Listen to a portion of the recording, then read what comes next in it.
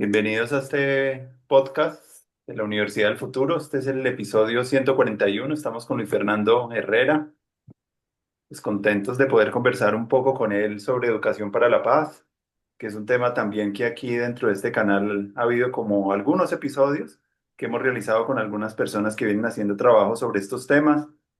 Y es un tema también que como país necesita ser pensado, reflexionado y entendido, y para los maestros y las personas que están pues ejerciendo la educación que se ejerce como todos los días, ¿no? La educación no solo se refiere a la escuela, sino que está muy condicionado por nuestras acciones y nuestras relaciones con el mundo. Entonces, muy chévere, Luis, que podamos compartir un poquito tus reflexiones y las propuestas también que desde la Corporación Región vienen adelantando sobre el tema. Así que bienvenido. Me gustaría que inicialmente nos comentaras un poquito de ti, más que es una presentación formal, que nos cuentes un poco cómo llegas tú a estos temas y cómo un poco acerca de tu experiencia también formativa. Vale, Andrés, no, muchas gracias por esta posibilidad de conversación, por este diálogo. Eh, Nos gusta mucho, pues, de manera personal y también como institución, la posibilidad de tejer estas conversaciones, esta palabrerío, la palabra juntanza, también aquí es un buen conector, un poco desde los saberes. Entonces, agradecemos mucho que podamos tener este espacio para compartir esta conversación, estos saberes, estas experiencias tranquilamente, relajadamente. Me gusta mucho, mucho, mucho. Te cuento, pues yo empecé, digamos, mi proceso de formación política, si se quiere, y de activismo social en el municipio de Bello. Este es un municipio que queda en el Valle de Aburrá, al norte de Medellín. Allí hice parte de lo que nosotros en Bello conocíamos en ese momento como los grupos juveniles parroquiales, pero que en otra perspectiva de teología de la liberación eran las comunidades eclesiales de base. ¿Sí?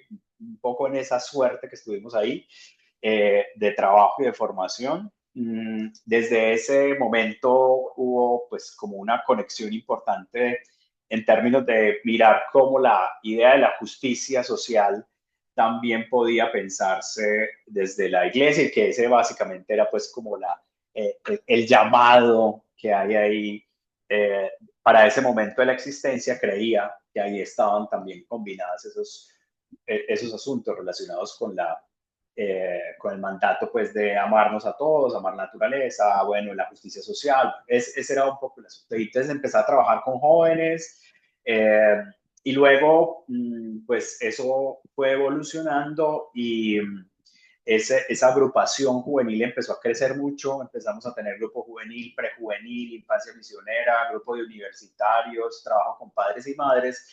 Y creo que al empezar a crecer tanto y cuando llegaban nuevos sacerdotes a ese espacio, no les gustaba mucho que nosotros les dijéramos, mire, ustedes son de paso, nosotros somos las comunidades que quedan acá, así que venga, pongámonos de acuerdo. Y ya ahí tuvimos muchos problemas, mucha presión, y luego fuimos combinando esto con el arte, con un programa que hubo en Bello en la época del narcotráfico muy fuerte, se llamó Club de Juveniles. Eso luego llegó también a Medellín. Entonces fuimos grupo eclesias, pues de la iglesia, pero también Club Juvenil. Empezamos a tener una mixtura ahí con temas de arte, eh, con deporte, bueno, cultura, y eso fue marcando también de alguna manera un enfoque de trabajo. Luego en la universidad, yo me formé como historiador en la Universidad de Antioquia. Fue muy importante esa perspectiva de la historia para entender esos procesos sociales, para entender todo lo que estaba pasando con el narcotráfico en ese momento. Y se fueron cualificando estos asuntos, empecé a tener otras relaciones también con la universidad, en proyectos con la universidad, y de alguna manera en Bello, en ese grupo que teníamos, veíamos a Región como una organización, digamos, como a imitar, como qué rico estar ahí. Y, y por cosas de la vida fuimos conectándonos y empecé en Región trabajando en un proyecto de educación, justamente en una cosa maravillosa que teníamos en municipios de Antioquia.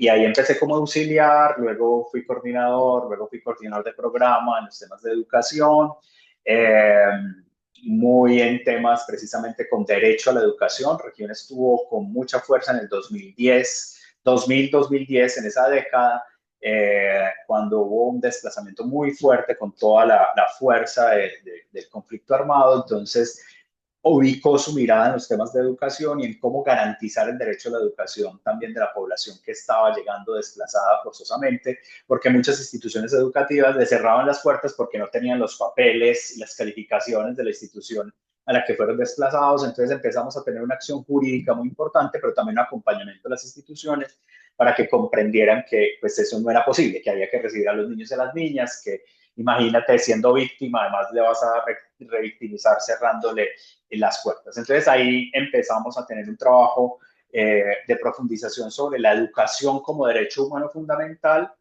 y sobre eso también Región ya venía trabajando asuntos relacionados con la convivencia, la democracia en la escuela, lo pedagógico, y ahí pues terminé pues enamorado de este proceso en temas de educación. Toda la vida he estado allí y pues hoy estoy en otro lugar que es la gerencia de proyectos de región, pero pues con el chip precisamente de cómo estos asuntos educativos son muy importantes también gestionarlos en el proceso. Y actualmente en ese camino, seguimos en este camino de educación para la paz, pues Región ha venido reflexionando sobre la idea de cómo la educación es afectada, pero al mismo tiempo cómo es un espacio de resistencia ante emergencias complejas. Pues hemos trabajado temas socioambientales, pero también hemos entendido que las emergencias en las instituciones educativas se dan por conflicto armado, y creemos que la educación para la paz pues justamente está en términos de cómo garantizar el derecho a la educación, pero también cómo generar unas subjetividades favorables a la construcción de una cultura de paz. Y finalmente, con la Comisión de la Verdad, el último campo, digamos, que estamos allí trabajando es entender que la educación como bien común protegido ha sido víctima del conflicto armado. Y sobre ese marco es la última, digamos, como énfasis y trabajos, y de alguna manera, pues como todo el activismo y preocupación académica y política sobre qué hacemos para proteger a la escuela del impacto de la guerra, para que la escuela pueda ser al mismo tiempo protectora de los niños, niñas, adolescentes, de los maestros y las maestras y de la comunidad educativa. Por ahí muy rápidamente, como la trayectoria hasta ahorita en región. Gracias, Fernando.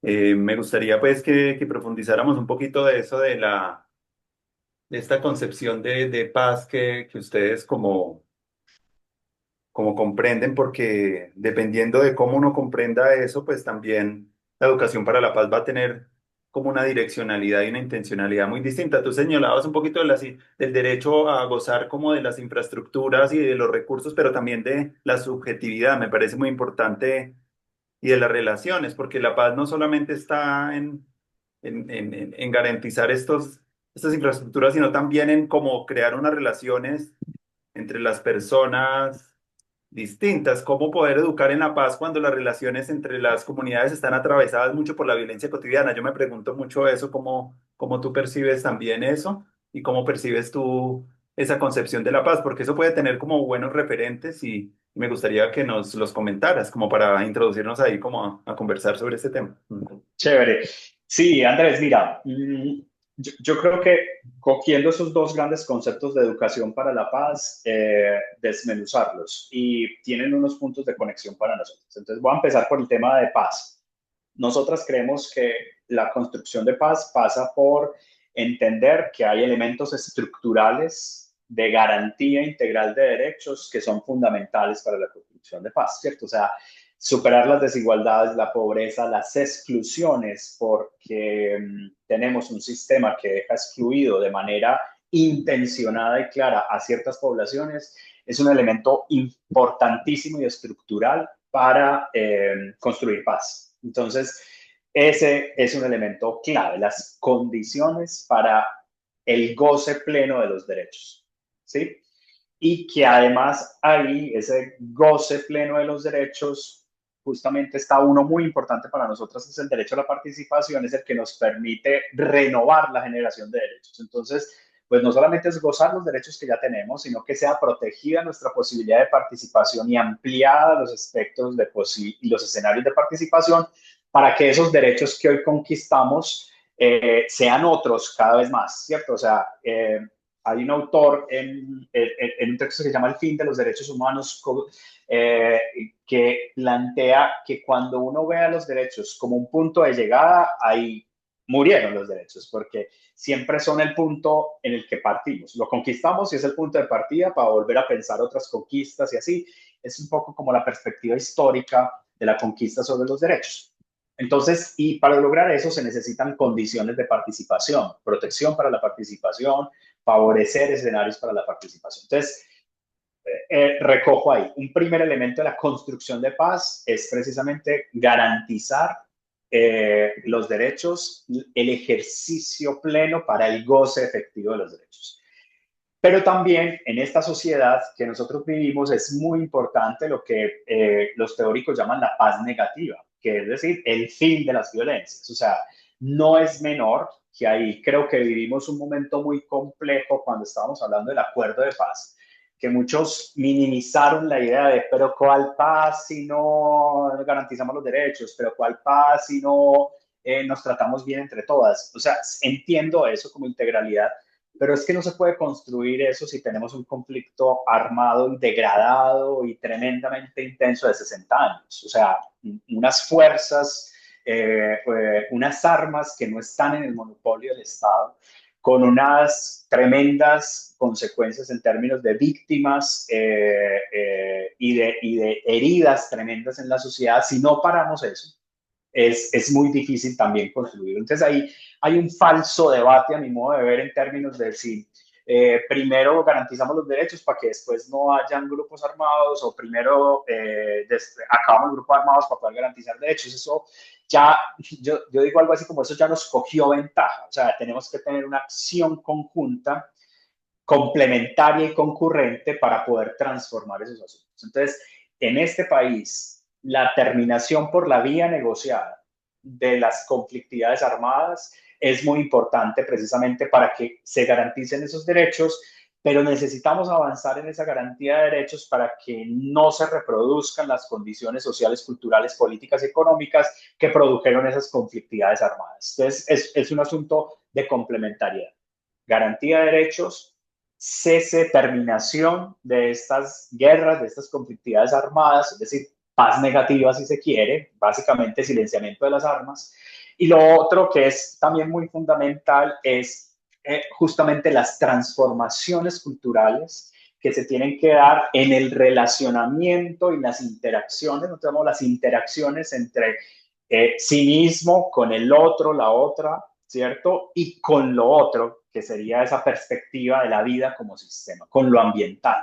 O sea, esto no es solamente un debate entre las interacciones entre la especie humana, sino las interacciones entre el sistema de la vida que hoy tenemos. Si no tenemos esa relación, muy en la lógica de la ética del cuidado de Leonardo Boff y bueno, de otras, es que necesitamos construir también una ética planetaria. Y en ese sentido, entender, y habría un cambio cultural inclusive en las escuelas, que el sistema vida no se puede dividir en términos de organismos vivos y no vivos, como nos enseñaron en la escuela tradicional, sino que eso es un sistema interrelacionado que produce la vida y que en ese sentido hay que proteger. Entonces, así entendemos la paz, esa combinación de esos elementos. Garantía de derechos, silenciamiento por la vía negociada de las armas, ¿cierto? Obviamente con una perspectiva de que el Estado es el que debe tener el monopolio legítimo y que lo use bien de las armas, y que además de eso necesitamos cambiar unas relaciones, unas interacciones entre nosotras mismas, entre el otro, la otra, pero por supuesto también frente a lo otro que sería esto que llamamos el planeta y el sistema vivo. Así entendemos la paz. Ahora, ¿y la educación? Entonces la educación más o menos es una misma matriz de entendimiento, y es que entendemos la educación como la garantía de las condiciones básicas del derecho fundamental a la educación.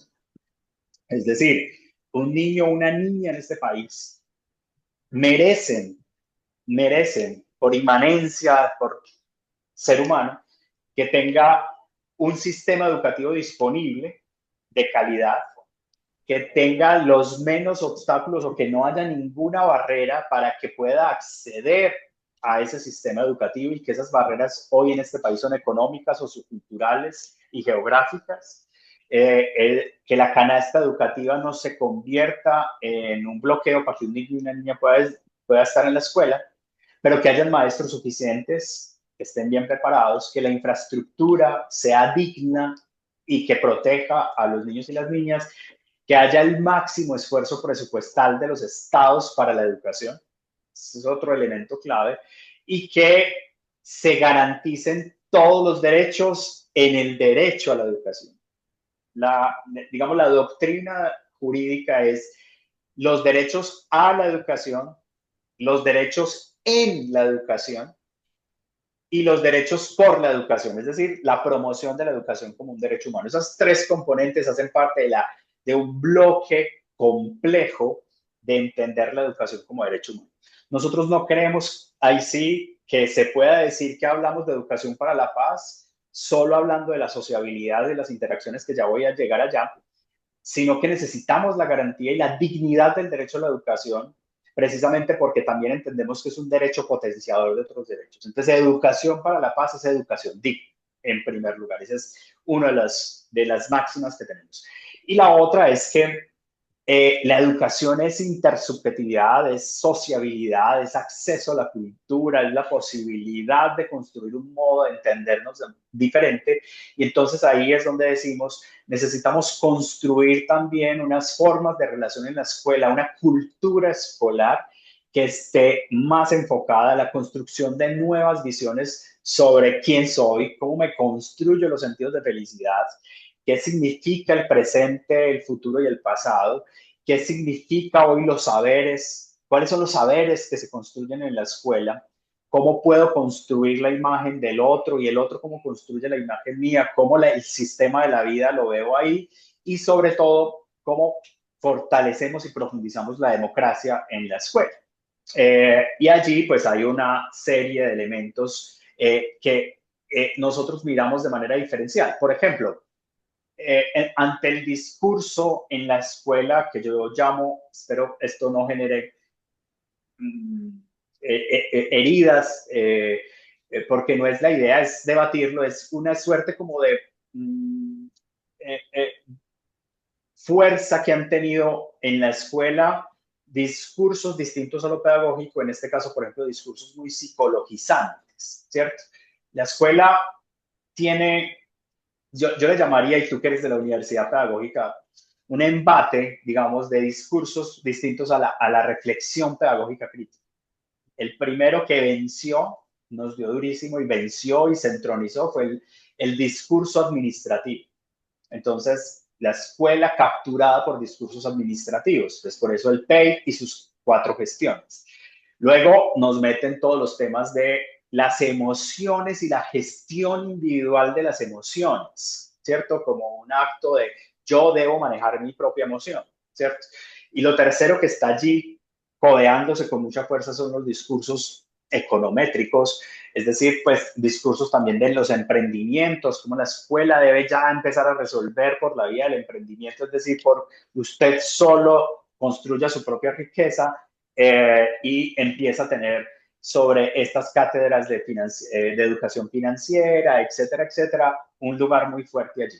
Yo no quiero decir que no puedan estar presentes, pero lo que pasa es que empiezan a desplazar la reflexión pedagógica, y eso es muy peligroso, pues precisamente para el mundo de la escuela, donde allí está, digamos, una naturaleza muy importante. Entonces, por ejemplo, nosotros creemos que ante esa idea de lo socioemocional, que es muy importante, hay una autora en la que estamos tratando de acercarnos y profundizar más, que es Karina Kaplan, que habla de el giro afectivo en la escuela y la perspectiva de la justicia emocional. Y esa es una mirada distinta a que yo me ocupe de mi propia emoción, a que diga pilas, es que la exclusión, la pobreza y la guerra generan un tipo de emociones particulares, ¿cierto? Que son producidas colectivamente, y que si son producidas colectivamente, entonces, ¿cómo deberíamos tratarlas? Colectivamente. Y no desde una idea de usted, no sé, haga lo que sea para que maneje la rabia, para que maneje no sé qué, no sé qué, no sé qué. Yo creo que también se puede. Pero cambiar esa mirada a que asuntos como la vergüenza, como el miedo, ¿sí?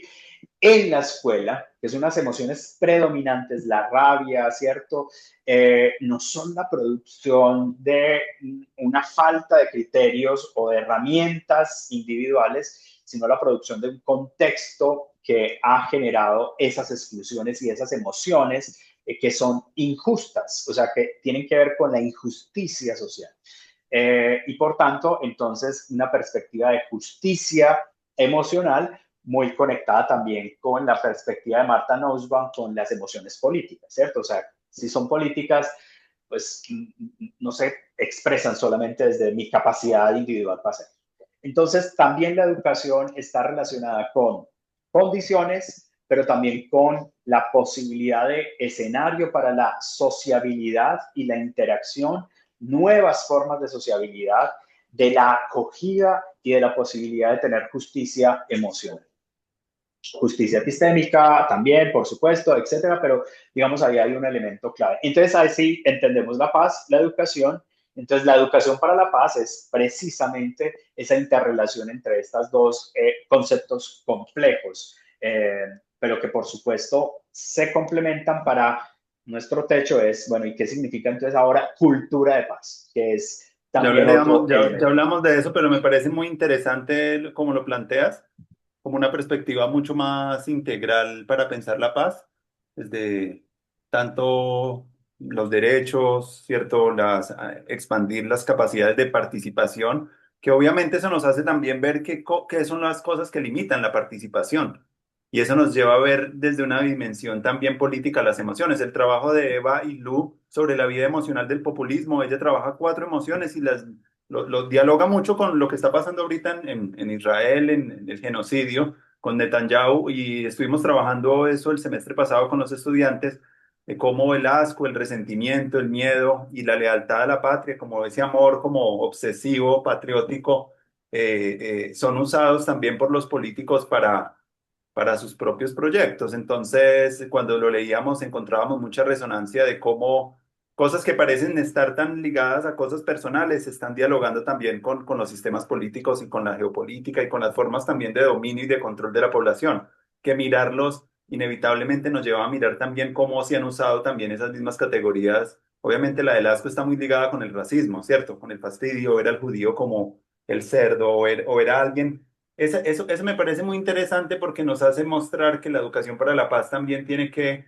ver, ir a los imaginarios y a ese sistema de valores que justifican la violencia de quienes la han sufrido también y qué claves se podrían encontrar. Porque, por ejemplo, con James Hillman encontrábamos también en ese texto de Un terrible amor por la guerra, donde él habla mucho que el primer acto violento es la deshumanización del otro, cómo el otro lo reduzco en verlo como una persona digna, lo veo como menos que humano y eso ya es como una herramienta ya para poder ya tomar decisiones cruentas con el otro, ¿cierto? Entonces como que hay unas estrategias que están muy sutiles y que impregnan también mucho la escuela, donde también eso también debería ser parte de la propia autorreflexión de cómo transformar imaginarios para que la escuela no reproduzca esas cosas que van llevando a la exclusión, al miedo, ¿cierto? A la dificultad de participar, porque pues se va volviendo como la escuela y las personas van reduciendo su capacidad de participación. Y a mí me hace mucho pensar eso que tú llamas cómo ampliar el liderazgo, cómo ampliar la participación. Y una de las cosas que la guerra también ha afectado mucho es la confianza también de las personas entre las personas, ¿cierto? Como que la empatía como que rompe con la empatía de las personas. Entonces, como la educación para la paz puede también aumentar otra vez la capacidad de sentir más, ¿cierto? Y de también de comprender, porque no, yo veo que el sentir es importante para la construcción de paz, pero me parece que también la comprensión ayuda mucho a entender el fenómeno y entender el fenómeno con mayor profundidad. A veces, incluso en la escuela y en la educación, no comprendemos bien los fenómenos y una mala interpretación nos hace llevar a malas respuestas, ¿cierto? A respuestas como limitadas e incluso a respuestas que pueden agravar más el daño. Entonces, como con una comprensión más sistémica de las cosas y de los fenómenos, pues hacen que las personas puedan saber cómo tienen que actuar más estratégicamente para llegar a cambios más interdependientes y ver que muchas de esas cosas, al parecer como diametralmente opuestas, pues se pueden relacionar pues más armónicamente. Entonces me parece muy chévere lo que tú planteas porque siento yo que es muy importante además de, de, de esos derechos por la educación, también como trabajar también todas estas cosas que los educadores tienen a su mano y que pueden trabajar y que se pueden transformar para Claro, poder que no... Hay unas cosas también que a mí me llaman la atención y es cuando se hablan también de los traumas intergeneracionales de una sociedad que ha vivido la guerra, que eso también puede dificultar en buena parte la participación, como cuando alguien, el trauma pues lleva a que las personas se vean afectados en sus relaciones, en su idea de sí mismo, puedan tener incluso ideas distorsionadas de los otros, pueden esos actos violentos en la historia llevar a que la gente tenga visiones muy reducidas que puedan generar más guerra y más violencia. Entonces me llama mucho la atención también cómo se requieren también para esto como, cierto, el educador, pero también el psicólogo, pero también el socio, como que una cuestión que cuando leí ahorita hace unos días a Pichón Riviere, ya desde los 60 acá en América Latina se han hecho proyectos interdisciplinarios para entender problemas. Me pareció muy interesante con él y las metodologías que él estaba planteando de cómo se puede empezar a trabajar los temas de una manera más. Él llamaba es que las didácticas interdisciplinarias y hablaba mucho lo que tú estás diciendo, no ver la cosa tanto en la persona, sino ver en la situación y en el contexto que hacen que acunen y que se vuelvan fértiles ciertas cosas total. violentas, eso, pero no verlas como ponerlas en el individuo, porque eso sería ya tener una visión otra vez, lo que tú llaman lo psicologizante, como muy reduccionista de lo que realmente puede estar pasando, y ahí es donde me parece muy interesante que sí, lo emocional ha venido teniendo una fuerza, pero hay que entenderlo también en relación con lo político y empezar a tener como un diálogo más amplio. A veces yo siento que las posturas se ponen es en pelea, algunos que afirman esto, otros lo Sí, otro, otros las condiciones estructurales, pero es que todas esas cosas deberían verse como parte de una misma ensamblaje y verlo como, yo creo que la teoría de sistemas si nos ha dado algo importante es ver cómo interactúan esas dimensiones en la sociedad. Y eso me parece que debe ser también como parte de la agenda de la educación para la paz, porque si no nos vamos a quedar mirando siempre en una perspectiva mucho más reduccionista y que va a ser parte del mismo problema. No sé, eso lo pienso al escucharte. Mm. Andrés, genial, sí, de acuerdo. Y me hiciste acordar con tus lecturas ahorita, hace un tiempo también me acerqué pues a Pichón Vivir con los temas de psicología social, ¿cierto? Justo para encontrar estas conexiones, digamos, más colectivas y bueno, y otras perspectivas que están planteando, inclusive desde el psicoanálisis, pues me decía, por ejemplo, el síntoma es colectivo, ¿cierto? O sea, Ajá. ya hace rato nos están diciendo pilas, esto no puede estar en una sola mirada, hay que tratar pues también de verlo integralmente. Semmelman, en todo este tema de lo social, nos ha dicho hay que pensar desde la totalidad, ¿cierto? Como una Ujú, perspectiva también de sistemas, un poco más, entender la totalidad para poder reconocer particularmente la emergencia y las coyunturas, nos decía Semmelman también en su perspectiva teórica. Entonces, de acuerdo con eso y además entender justo el lugar de la escuela como un lugar que no es posible definir tan fácilmente, ¿cierto? O sea, no es tan fácil decir como en algún momento también, mejor dicho, uno puede irse hacia el lado de racionamientos de Illich que planteaba hay que desescolarizar la sociedad o más altuserianos donde se plantea la escuela es aparato ideológico del Estado. Entonces ahí pierde dinámica y realidad misma como escenario donde generan muchas transformaciones, donde también se expresan muchos problemas. Yo creo que la escuela hoy tiene, así como a mi modo de ver, las juventudes hoy no pueden asirse en definiciones cerradas. La escuela tiene una capacidad performática también como fenómeno social muy interesante. Hay unas donde efectivamente la escuela en un momento es un encerramiento, como mm, también se plantea en estas estructuras pues panópticas y de control, ¿cierto? Es un encerramiento, tiene una estructura como la cárcel, como el sanatorio, lo decía pues en esa lectura de Foucault también. Eh, pero también en la escuela pasan cosas muy importantes en términos de sociabilidad, de uno cuando está en zonas rurales y uno ve la escuela, las precariedades y toda la cosa, y los niños y las niñas siguen yendo, porque lo que pasa ahí no tiene ni siquiera que ver con esos asuntos, sino por otras dinámicas que se van dando ahí que les generan esperanza y les generan la posibilidad de estoy siendo incluido de una manera. O sea, hay unas subjetividades también ahí muy interesantes de la escuela. En las zonas rurales, la escuela es a veces la única presencia del Estado, ¿sí? O mm, sea, es lo único que está más cerca para decir que eso, que es teórico, el Estado, que usted es ciudadano, ahí tiene una pequeña concreción del asunto. En términos de la guerra, para mí hay una imagen de la película Los colores de la montaña muy fuerte y es cuando ya quedó, la profe se fue. Eso era básicamente como ya, o sea, no hay nada más que hacer, o sea, esto era lo último que había, o sea, la profe fue la última que se fue y era mm, como ya se cerró la esperanza de esto, o sea, nos echaron a todos.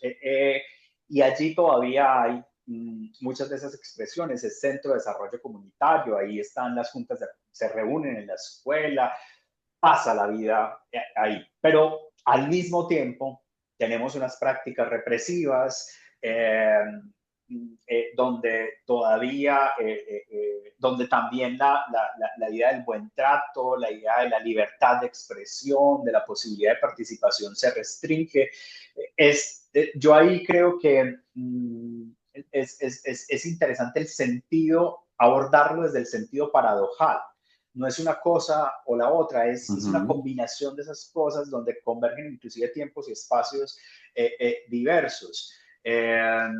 Este texto de la imaginación moral eh, Lederer. ay, de Lederach, exactamente, creo que justo trabaja eso, pilas, o sea, trabajar la paz no se puede sobre ideas prefijadas de un fin, sino desde la paradoja, y es tan complejo, y es que usted tiene que tener sentido paradojal para poder entender eso que está sucediendo y para poder proponer cosas. Creo que lo mismo pasa con la escuela, Ujú, porque ahí convergen una serie de elementos. Nosotros en San Carlos, eh, estuvimos trabajando con maestros y maestras, además de que hicimos el informe de memorias del éxodo de una guerra en San Carlos con el Centro de Memoria Histórica.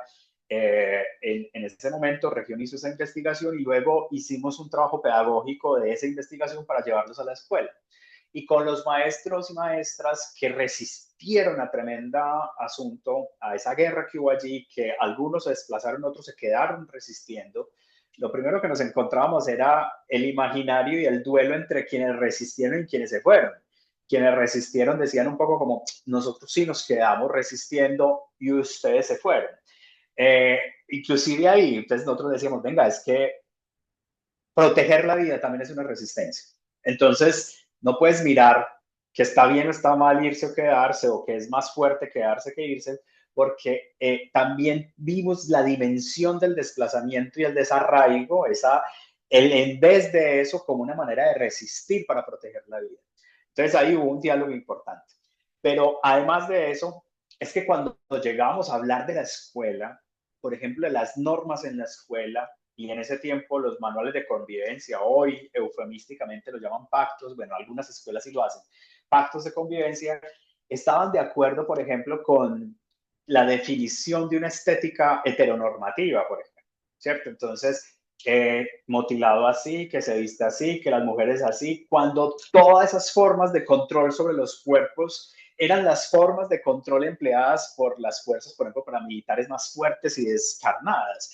Y no era posible hacer esa conexión entre que usted lo hace en la escuela y esa era la misma, digamos, estrategia de control de los cuerpos y de las estéticas y de las identidades que tenían los grupos armados. Ahí hay una cosa paradojal, ¿cierto? Entonces, pero además eran las que estuvieron resistiendo por la vida y toda la cosa, al mismo tiempo pasan esas cosas.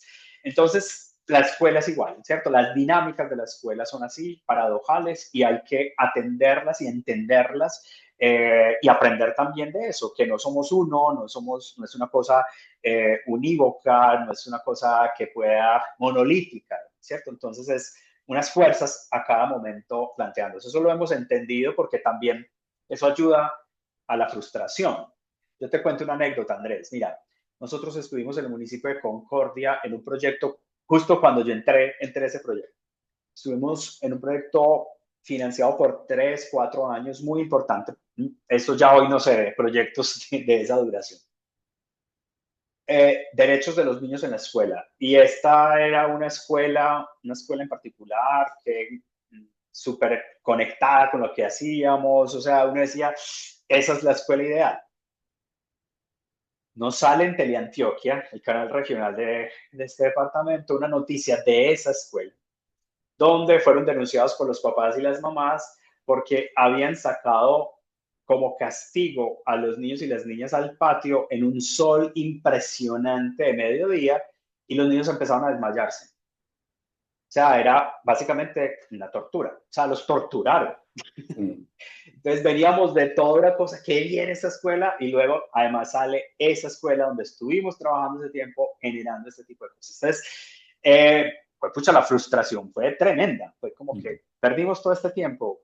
Ahí pensarlo paradojal también nos ayuda a, bueno, esto es dinámico, etcétera, etcétera.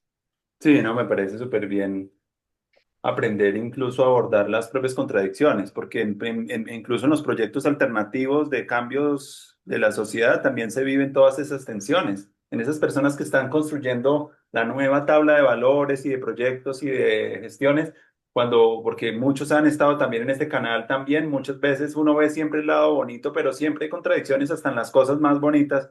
Y como decía alguien, todo proyecto político siempre, no sé si era Timothy Morton en un texto que leí de él, hablaba de que sí, como que casi que la política es como, decía él, como que refleja mucho como el inconsciente también de uno, ¿no? Como que hay Sí, muchas cosas que excluye, no hay un proyecto, y trabajar con las paradojas es trabajar con la inclusión, pero con la exclusión y mirar cuándo, o con la jerarquía, y cuándo es necesario la horizontalidad, cómo, cuándo es necesario, como ver las cosas. Y Hegel es el que hablaba, no lo decía así, pero era como la tesis, la antítesis y la síntesis, como entre dos cosas opuestas, y eso tiene que ver de pronto mucho con la paz, porque a veces pueden haber dos cosas que se encuentran, esto. pero lo interesante es poder ver como eso, y como poder tener una síntesis creativa frente a una disyunción que puede generar, hay en esto como un pensamiento más matizado, y eso hace parte de la construcción de paz. Yo también creo mucho eso, porque esa conciencia todavía no, cuando tú ves mucho la polarización que vivimos en la sociedad, es que nos agarramos con un sistema ideológico o con un pensamiento, pero no logra ser un pensamiento dialéctico. Es dialéctico cuando puede uno dialogar incluso con el oponente y con el polo que uno menos le gusta, de una manera como más constructiva, no como elimínelo, que es lo que hemos Así hecho es. muchas veces cuando no podemos sostener la paradoja. Lo que hacemos es, y René Girard también hablaba del chivo expiatorio y de muchas maneras de cómo no acunamos nosotros esa cosa, y se ve en formas muy reactivas también en la sociedad. Pero entonces yo creo que un trabajo de un pensamiento más paradojal es invitar a ver las cosas en contraste, pero ver como las soluciones que imaginativamente, y otra vez con Lederach, podemos Uh empezar a -huh. construir con la imaginación. Y tú hablabas de una pista que me parece importante, y me gustaría saber tú qué piensas de esto cuando hablabas de esa relación entre pasado, presente y futuro. Yo veo acá mucho en Colombia, y tal vez en el ámbito donde yo trabajo, un gran énfasis en la memoria y en dignificar un poco y hablar de las verdades históricas, y ser más conscientes de lo que ha pasado para no repetirlo, ¿cierto? Pero cuando entrevistaba yo acá con Castillejo, acá que también fue un excomisionado, él hablaba mucho de también del futuro, como esa construcción también de que la paz debería ser más que las respuestas, como la pregunta sobre qué futuro queremos construir. Y como él hablaba de que deberíamos tener como eso equilibrado, que es tan importante la imaginación política y colectiva para la imaginación, que eso también hace parte de esa construcción de la paz, y no solamente quedarnos en una discusión hasta cuándo de la memoria, sabiendo lo importante que es la memoria en los procesos de construcción, pero también como tú hablabas del pasado, presente y futuro, me gustaría algunas reflexiones ahí sobre el tema. Además, eres historiador y creo que nos podrías dar pistas chéveres ahí. Sí, yo voy a empezar quizá una desviación con eso, pero una de las maneras en las que nosotros hemos venido trabajando en la escuela, la reflexión sobre la participación y la democracia desde esa perspectiva histórica. Entonces, es posible que se conecte, es posible que no. Una de las cosas que plantea, lo que decía ahorita, la posibilidad de renovación de los derechos es el ejercicio de la participación. Para el ejercicio de la participación se necesita de mucho presente, o sea, estoy aquí, me estoy enunciando desde aquí, aunque ese momento de enunciación sea el presente, trae elementos del pasado y por supuesto perspectiva del futuro, pero nos enunciamos, el lugar y tiempo de la enunciación puede estar, está ocurriendo, es poco, está ocurriendo, ¿cierto? La escuela tiene un déficit de presente. ¿Por qué? Porque no sobre la idea de la memoria, sino sobre la idea de las tradiciones y de los valores de atrás, del pasado. Entonces, hay un debate generacional en términos de estos jóvenes de hoy en día, ¿cierto? Aludiendo a que los valores del pasado eran mejor, antes no sé qué, antes no sé cuántas. Entonces, el pasado como la voz de la experiencia, que es esa idea donde pone unos valores fijos y que además pone, digamos, unos duelos de imaginarios, adulto, joven, ¿cierto? O sea, pone unas bipolaridades ahí muy tesas que rompen con la idea de poder construir conocimiento nuevo. Entonces, todo tiempo pasado fue mejor. Los valores pasados son mejor. Hoy estamos llevados del berraco porque no se nos perdieron los valores. Entonces, mucho pasado en que le tiran a los y las estudiantes, a los chicos, a las chicas en las escuelas con relación a sus identidades, a la construcción de sus identidades y subjetividades. Ojo, el pasado es mucho mejor. Pero además le están diciendo y lo que pase acá, las restricciones o la manera como nosotros los estamos formando, así usted no lo entienda, es porque queremos que tenga un futuro mejor. Entonces el joven, el estudiante queda en una escuela sin presente. Ah, pucha, y entonces yo cuando estoy siendo aquí, si lo mejor está hallado, que yo no lo tuve posibilidad de vivirlo y construirlo, y lo que tengo que mirar es una cosa para allá, ¿qué me queda ahora? Si no hay presente, no hay ejercicio de la ciudadanía. Si no hay lugar de acontecimiento, lugar y tiempo de acontecimiento, no hay ejercicio de la ciudadanía. Por tanto, uno de los elementos claves de la democracia en la escuela es que yo pueda ejercer mi ciudadanía, yo pueda ejercer esas subjetividades, tener presente. Si se desprende ese lugar y tiempo de enunciación, y si se borra, si se nubla por esa carga del pasado y por esa incertidumbre del futuro, es muy difícil que el sujeto construyéndose allí tenga posibilidades de ver en la escuela o en ese escenario que está allí un lugar que le compromete y que le acontece en la vida, que le pasa por el cuerpo. Pues, me hablan de una cosa que no viví, una cosa que no veo, entonces, ¿qué hago?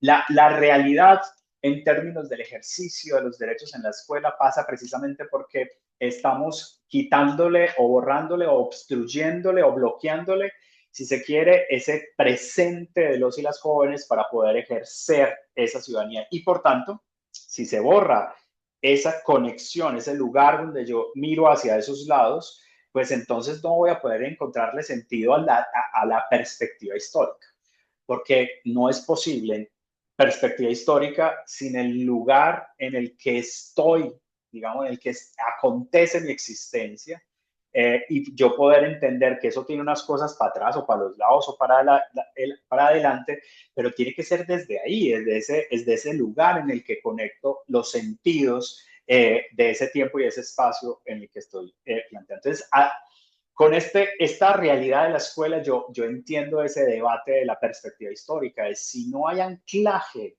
del acontecer, ¿cierto?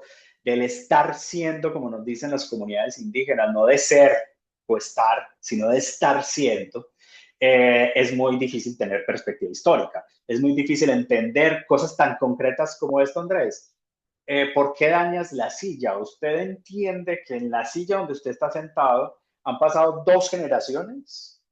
Una vez hicimos un ejercicio de de biografía de las sillas de la escuela.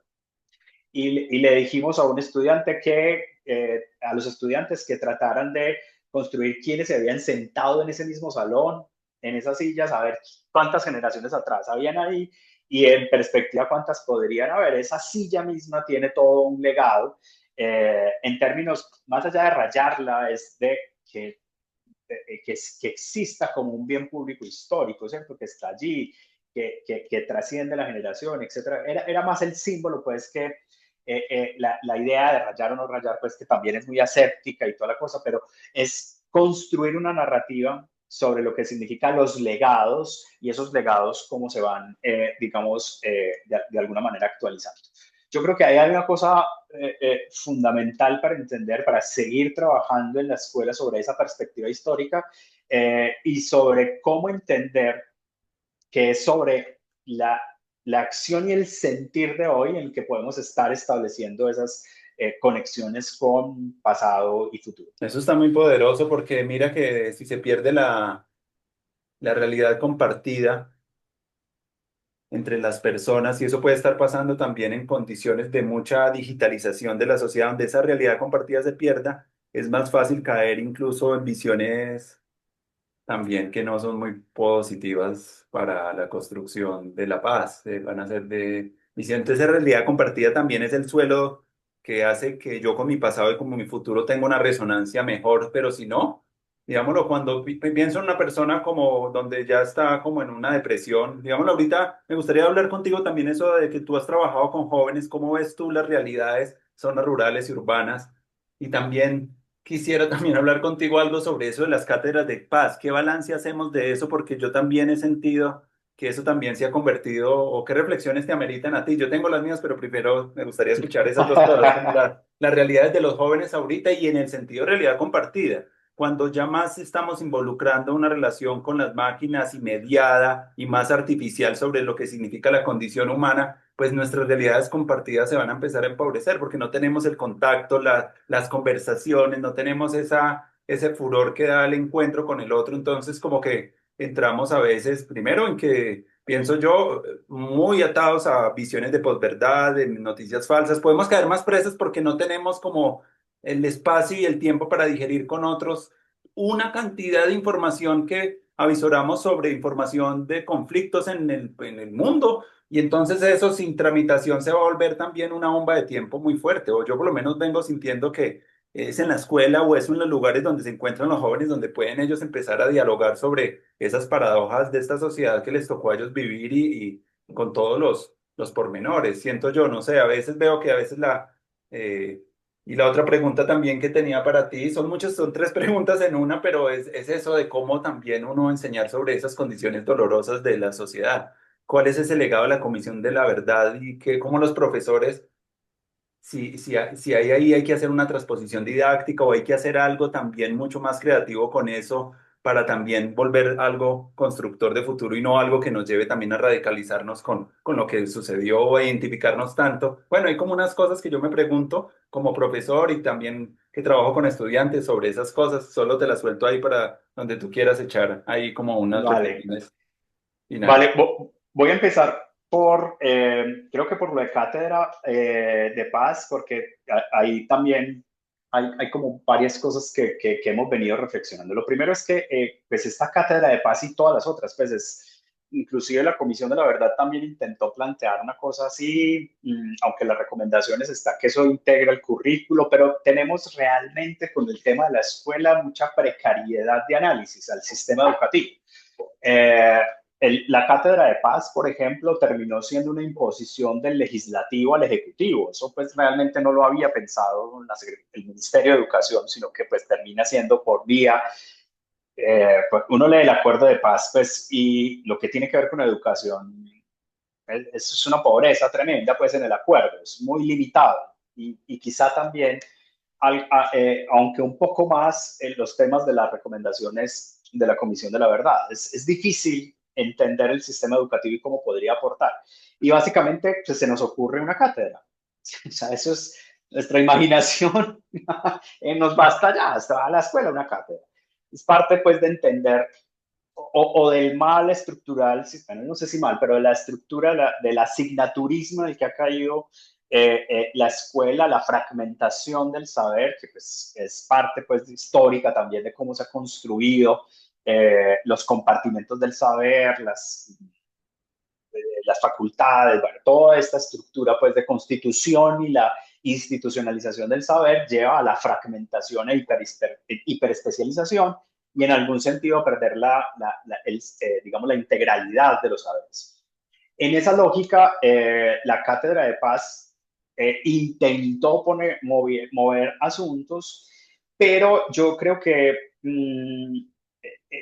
además de poner un problema como estos a una asignatura, o sea, volver asignatura a un problema y un enfoque y una mirada integral, es que la Cátedra de Paz le dio la vuelta al acuerdo de paz, o sea, le hizo el quite al acuerdo de paz. Y entonces, ¿cómo?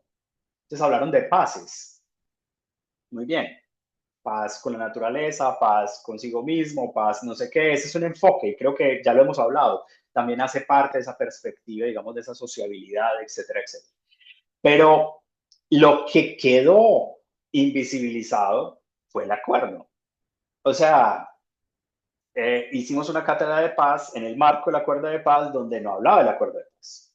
Entonces no puso a debatir los elementos pedagógicamente hablando de qué fue lo que acordamos. O sea, esto le entregamos el país a la guerrilla, pero claro, ¿qué terminó siendo la cátedra? Pues fue pues dar cuenta de una obligación por el acuerdo, pero también matizar el asunto porque ya el costo político que estaba en ese momento sufriendo pues Santos y todos era grandísimo y esto pues es una de esas cosas cuando uno está ahí cerquita, pues el mandato del Ministerio de Educación en ese momento para Gina Parodi, que además recordá que se le cayeron con las cartillas de ideología de género, ¿cierto? Era despacificar la agenda educativa. Se fue la directriz, pilas, a esto ya no más, o sea, ya nos gastamos todo el capital político en que esto saliera, no lo podemos seguir exponiendo en el tema de educación. Entonces, esa despacificación de la agenda educativa terminó hablando de las bases en general, ¿cierto? Y no del contenido. Entonces, ahí no tuvimos la posibilidad de reflexionar desde la escuela, de manera, obviamente hubo unas escuelas que lo hicieron, por supuesto, pero en términos generales, la Cátedra de la Paz terminó siendo una cosa añadida que hoy es en algunas instituciones educativas una cosa potentísima, muy bacana, muy interesante, conectada. En otras la pusieron por allá como un proyecto pedagógico, en otras se la dieron al de docentes de sociales para que dé una parte de cátedra de paz y eso se volvió una carga otra vez para la institución educativa que sobre el asignaturismo extremo en el que está era otra cosa más que tenía que poner una horita y toda la cosa. Entonces, para mí es una mala idea. Es una idea precaria, es una idea limitada que habla de nuestra incapacidad para pensarnos unas cosas distintas en el sistema educativo, pero la misma expresión del sistema educativo que está fragmentado en el saber, que tiene pocas expresiones de currículos integrales, dejar de tener 12 materias para tener campos de saber más complementarios, es también la expresión de la manera como entendemos el sistema educativo y la educación en el país, que lo único que se nos ocurre es meterle y meterle cátedras y cátedras y cátedras a la escuela. Entonces, eso por un lado, que se expresa allí, pero que también es parte de lo que, a mi modo de ver, no logramos comprender en términos de la escuela y entonces no desaprovechamos, si se quiere, un escenario tan importante como para el debate, etcétera, etcétera. Y con relación a las juventudes, yo estoy en este momento en una cosa muy específica que me encarreté por un trabajo que estamos haciendo acá, y es que estoy hablando con jóvenes, en este caso, para entender la relación entre jóvenes e ingresos. Y justamente empecé por la idea de jóvenes y empleo, y justo con esa conversación digo, no, o sea, el empleo es casi pues una vaina por allá, idealizada, pues que no, nosotros estamos es en la generación y el acceso a ingresos que son de múltiples cosas. Y cuando he tenido conversaciones con jóvenes, unos dicen, no nos interesa una empresa, el tiempo, estar en la empresa, pero otros dicen es, claro que sí me interesa, solo que no hay. O sea, ¿dónde está la oferta digna? Entonces, lo que yo hoy, cuando me acerco en la conversación con los y las jóvenes, con todos los sesgos de mis 45 años, por supuesto, y los sesgos generacionales de otras juventudes que no sé qué, lo que yo veo es que es muy difícil definirlas y a mí me encanta esa imposibilidad de decirlos en esa teorización o definición de una u otra manera. Yo creo que se van moviendo también dependiendo de un espacio, de un tiempo, por unas categorías, por otras cosas, por unos gustos, por unos intereses, por unas demandas. Es una cosa particular que yo lo he conversado hace poco, por eso me genera alegría la pregunta también, es que yo digo, no me atrevo a decir. Entonces me dicen, ¿y los jóvenes que están pensando? Muchas cosas, o sea, muchas cosas. O sea, usted le puede preguntar hoy, piensan mañana, o sea, se están moviendo continuamente, hay un pensamiento más flexible. Yo no diría que son, eh, no sé, menos permanentes o estructurados en una cosa, no lo sé, se están moviendo a una velocidad que yo no soy capaz de seguirle el ritmo también para entenderlo. Entonces, ahí yo Mm, creo que viven todas esas cosas que planteaste también con la tecnología, con la imposibilidad de estas realidades mm, que decías compartir. colectivas, que me Mm, parece muy interesante como punto para pensar y que hay que tratar justamente de acercarse a eso para ver qué claves hay allí que nos permita también a nosotras entender unas estrategias o otras imaginaciones que no tenemos todavía porque este es un cerebro muy ochentero, pues muy ochentero, noventero, y ahí mm. habían cosas más quietecitas, ¿cierto? Ya se está empezando a quebrar, pero por lo menos nos daba tiempo para entenderlas. Hoy, en serio, yo tengo muchas dificultades para seguir el ritmo a las velocidades en las que están, o sea, no logro hacerlo. Entonces no me atrevería a definirlas hoy de una manera. Sí, entiendo los fenómenos de eso, y podría decir a veces sonar como que esta juventud de ahorita tampoco, pero eh, ahí me cuesta mucho posicionarme. No sé si se me quedó otra de las preguntas que hiciste. Era esa, la de los jóvenes, la de la cátedra de paz. Sí, había otra, pero ya a mí también se me olvidaba un poco. Pero, bueno, también de cómo asumir ese legado de esas narrativas de que Sí, muchas veces están mediadas por el dolor y bueno, dependiendo también a las personas, porque en la escuela hay niños de muchas edades y jóvenes, eso tiene que tener una... A mí me hace mucho preguntar el trabajo también que se está haciendo con los maestros para poder integrar todo eso que se requiere la educación para la paz, porque son como los principales personas que se deberían como formar para ese trabajo más que depositarlo en cátedras o en como que un trabajo interno de transformación incluso de las lógicas de cómo se construye conocimiento, cómo se construyen relaciones, cómo como tendría que tener unas implicaciones mucho más grandes, no solamente de, como decíamos, de una cátedra, de un espacio puntual, sino que la pregunta, y la última pregunta que te hacía era eso, cómo dialogar con esas narrativas también del dolor y como algo que te escuché también en una última conversación que tú tuviste donde hablabas de poner la escuela también en relación también con las organizaciones sociales y cómo aprender también, sacar la escuela también de esa estructura tan cerrada que también se puedan hacer una justicia social, haciendo justicia con los saberes que hay distribuidos en una sociedad. Que te era también la imagen también de Iván Illich, también él lo decía, era que lo que estaba buscando era poner en contacto las personas que querían saber algo con las que lo sabían y crear unas redes descentralizadas, que también esa idea a mí me parece muy potente para la Universidad del Futuro, como este experimento que venimos haciendo aquí con los podcasts y con otras cositas de buscar cómo crear redes descentralizadas de personas interesadas en temas para que puedan compartir y aprender mutuamente en un proceso que puede llevarse tiempo, pero eso también tiene amistad, también tiene intercambio, tiene cosas muy chéveres, es una manera también, como yo la estoy pensando, la Universidad del Futuro como un espacio complementario a la educación formal, como que, bueno, pueden haber estos espacios donde la gente que está como en una crisis quiere cambiar de identidad profesional porque se aburrió o quiere replantear o quiere ver o profundizar en otras prácticas que no son muy comunes en lo formal y que pueda entrar a dialogar y asumir una experiencia de formación. Así estoy pensando yo en la Universidad del Futuro. Ahorita que hablabas Chévere. de Billy, para mí es importante en ese sentido. Si quiere, hablamos un poco ya en la recta final que nos queda de tiempo, hablar un poco de ese futuro de la educación, que me parece también algo que es lo con lo que yo inicié este diálogo. Esos diálogos era pensando un poco de invitar a gente a pensar y a preguntas más especulativas también sobre la educación, no solamente sobre lo que hacemos, que con eso empezamos, pero también, bueno, miremos un poco como el escenario de lo que estamos viviendo y cómo para ti, qué debería, qué habilidades, qué espacios, cómo te imaginas especulativamente ese futuro de la educación. Me gustaría que fuéramos por ahí un momento. Chévere.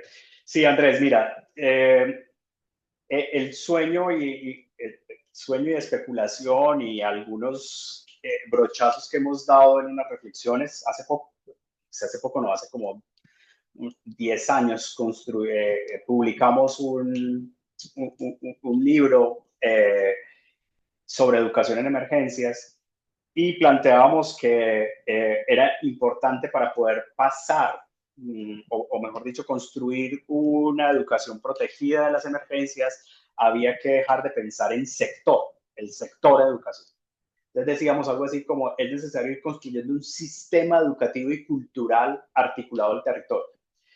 Eh, Eso pasó antes de que tuviéramos una conversación muy interesante durante casi 10 años con las comunidades afro en el San Juan, en el municipio de Novita, en el Chocó, donde nos permitieron acompañarles en una reflexión sobre sus proyectos educativos comunitarios.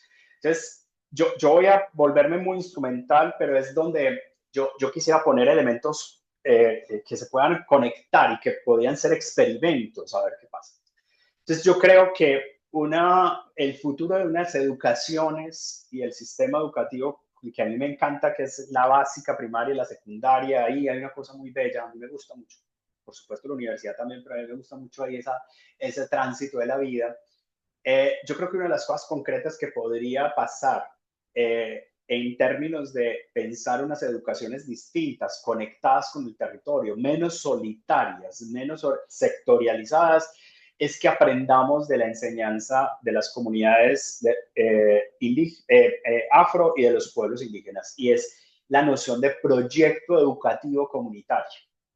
Ese debería ser el instrumento. O sea, sacar esos proyectos educativos institucionales o transformarlos a proyectos educativos comunitarios, donde el proyecto educativo en términos de normas de convivencia sea el proyecto educativo de la comunidad en la que se articula la escuela como un bien público, ¿cierto? Como un equipamiento de proximidad. Lo plantearía Alguacil Gómez también en la idea de una arquitectura y relación de la arquitectura y la pedagogía. Ese equipamiento de proximidad tiene unos instrumentos de relación, que en este caso podría ser ese pacto comunitario o ese proyecto educativo comunitario. Y la regulación de la convivencia no es para la escuela, sino para la comunidad. Y allí entonces también le daríamos de entrada a lo que hemos estado conversando sobre cómo proteger a la escuela, también a la escuela. Si yo tengo un proyecto comunitario de educación, que no solamente es la escuela, sino que también es la Junta de Acción Comunal, las organizaciones sociales y comunitarias que están al lado, campesinas, etcétera, etcétera, y nos ponemos en términos de ese territorio con esos actores, con un proyecto además es una gobernanza también en la escuela, o sea, el consejo de gobierno o el gobierno escolar, cómo transita a tener organizaciones locales dentro del gobierno escolar, ¿cierto?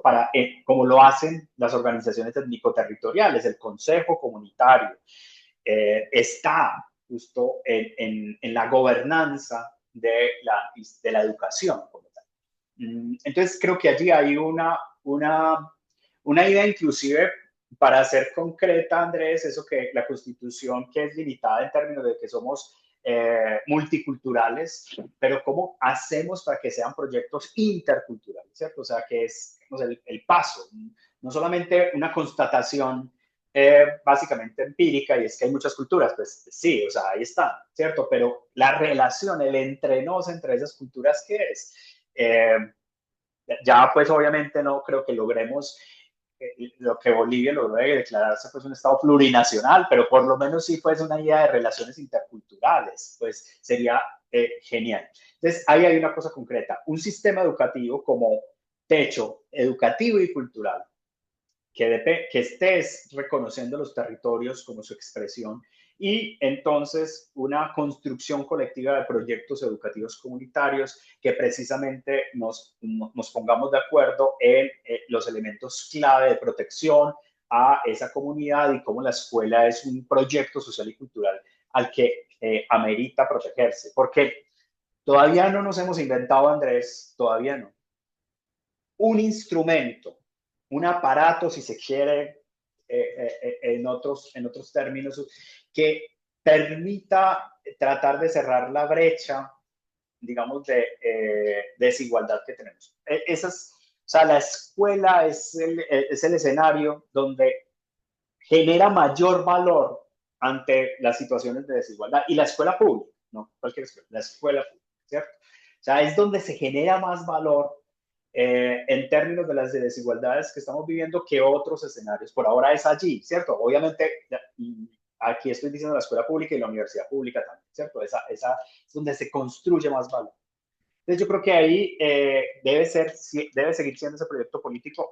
Yo no sé qué otra cosa nos podamos inventar, pero por ahora, cómo seguir fortaleciendo esos escenarios con estos elementos que podrían darle más amplitud. Y lo último, con el tema del legado. Mira, de manera concreta, nosotros hacemos parte de la red aliada por la Comisión de la Verdad, Nodo Antioquia, y hemos sostenido desde región a la red que necesitamos vernos en un lugar también distinto, en clave de seguimos promocionando la lectura de no sé cuántas páginas, 20.000, 10.000, no sé cuántas páginas es una cosa, o encontramos la manera como, por ejemplo, nosotras como organización de la sociedad civil aportamos a la implementación de las recomendaciones.